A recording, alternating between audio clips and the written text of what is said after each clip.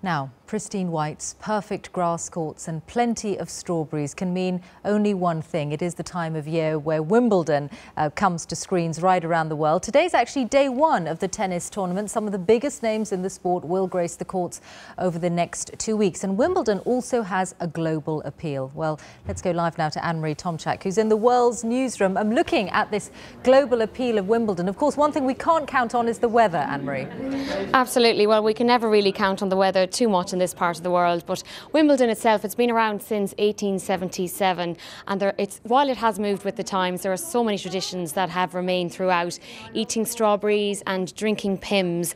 The caterers at Wimbledon say that 112,000 punnets of strawberries will be eaten over the next 2 weeks, 200,000 glasses of Pimm's.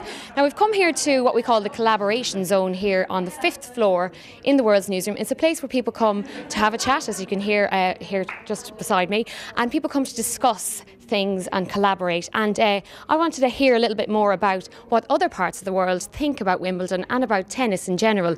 So I'm joined by Hamid from the Central Asia Service. Can you just tell us a little bit about the popularity of tennis in Uzbekistan, which is where you're originally from? Image-wise, tennis is as big as football in Uzbekistan, but result-wise, it's timid and modest. You know, the best of the Uzbek players, they are rated at around 45th in the world, and so on and so forth. So they haven't won any major tournaments, but as an image tool, it's one of the biggest sports. When you say image tool, what do you mean? You know, Uzbekistan is struggling with many problems, especially with economic problems, with unemployment, with poverty and other things.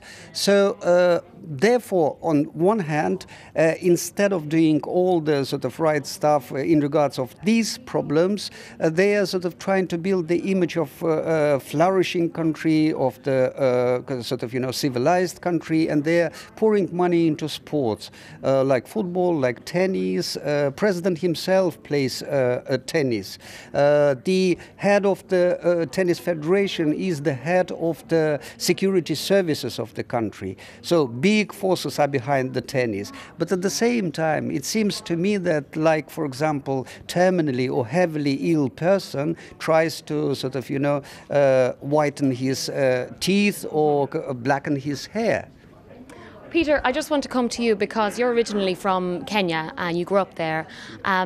Is tennis popular in African countries? No, it's not popular in terms of playing, but people do watch. People do watch tennis just because it brings together, like Wimbledon brings together all big names that are known: Serena Williams, Venus Williams, Roger Federer, name them all, they come.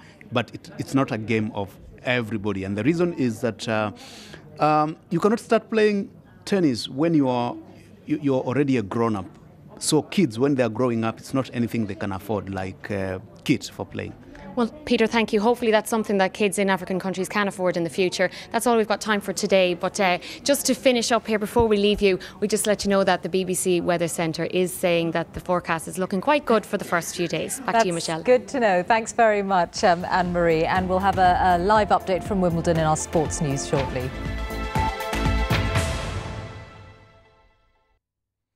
Well, tens of thousands of evacuees from Calgary now heading back to their water-damaged home after something like 6 months' worth of rain falling in just 2 days. And there's more rain coming in from the Pacific. It could well be quite wet for the western side of Canada through Monday afternoon. The rain all the way from Prince George down towards Vancouver. Could see a good 5 centimetres of rain, as you could well do in the northwest of the United States. But it dries out as you get down towards Las Vegas and Los Angeles.